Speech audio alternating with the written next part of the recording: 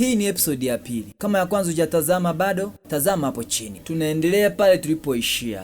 Anasema Pege, msahau huyu tafadhali. Anasema Shano ni mtu mwenye tempa sana. Akasema akiruhusu amue jambo lake hapa, itaharibu jina la familia pamoja na jina la baba yangu. Tafadhali ingia ndani na uchukue umpatie hela aondoke zake. Basi jamaa alimwamuru kwamba mpenzi wake achukue hela mpatie Shano aondoke zake aende kijijini. Basi mshikaji alikuwa anaumia kweli kweli, japo alikuwa hapendi. Mwanamke akatoka na hela, akampatia mpenzi wake. Akasema chukua hii na urudi kijijini kwenu.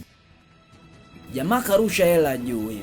Mwanamke alikuwa anaumia kweli. Akasema usinifuatilie tena katika maisha yangu. Na imani kwamba hatafanya tena makosa. Bosi wa kiwanda chetu ambaye anaitwa Kayson akijua hili basi ndio utakuwa mwisho wake. Lakini chenyewe kwa juu kabisa, kumbe yule jamaa ambaye yuko pale nje ndio bosi wao na hao vijana wanafanya kazi kwake. Akamwambia tuondoke zetu. Basi binti akabaki pale anaumia kweli kweli. Na huyu dada akawa anafunga milango hivi. Binti hakuwa na hila, akaokota kipochi chake ambacho alikuwa amemwekea chakula mpenzi wake Nathan. Huku anakumbuka ya kwamba Nathan alikuwa anakula chakula. Anasema Shano, mimi nikipata kazi nitakuweka uwe mama tu wa nyumbani unaenjoy tu maisha.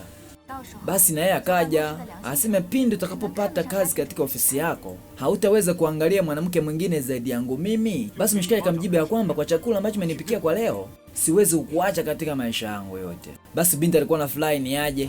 Hizo zilikuwa ni ahadi. Akaendelea kula chakula chake hiki. Huko anaumia kweli. Hiki ni chakula cha China mzee. Basi mshikaji alivyoamka akawa anamchungulia. Binti alikuwa analia kweli kweli. Akamwambia kwamba mpenzi wako amesha kuacha. Basi binti akasimama ili ampatie chakula.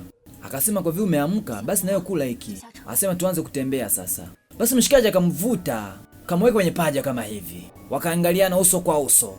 Haha. Basi upendo uko unaingia kama hivi. Akasema naumia kwa sababu ya jamaa. Basi nitakutafutia 10 zaidi ya hao. Basi binti akaona mshikaji anashika kidonda chake na toka damu. Akasema sasa kwa nini unatoa damu? Akasema ungepakia na mshikaji wako mle ndani. Basi hapa nje mimi ningejifia peke yangu. Binti akasimama. Akasema nipe namba ya familia yako. Akasema nitaongea nao ili wakupeleke hospitalini. Akasema watu wote wanahitaji mimi nife tu. Akasema siwezi kwenda hospitalini. Basi jamaa kazima kama hivyo. Binti inabidi amfunikie mshikaji. Akasema sasa wewe ni nani? Akasema sasa mimi nimejiingiza kwenye jambo gani hili? Mbona sielewi? Basi binti akamchukua akaondoka naye. Hii ni episode yetu ya pili. Endelea kutufuatilia ili tuwe sawa.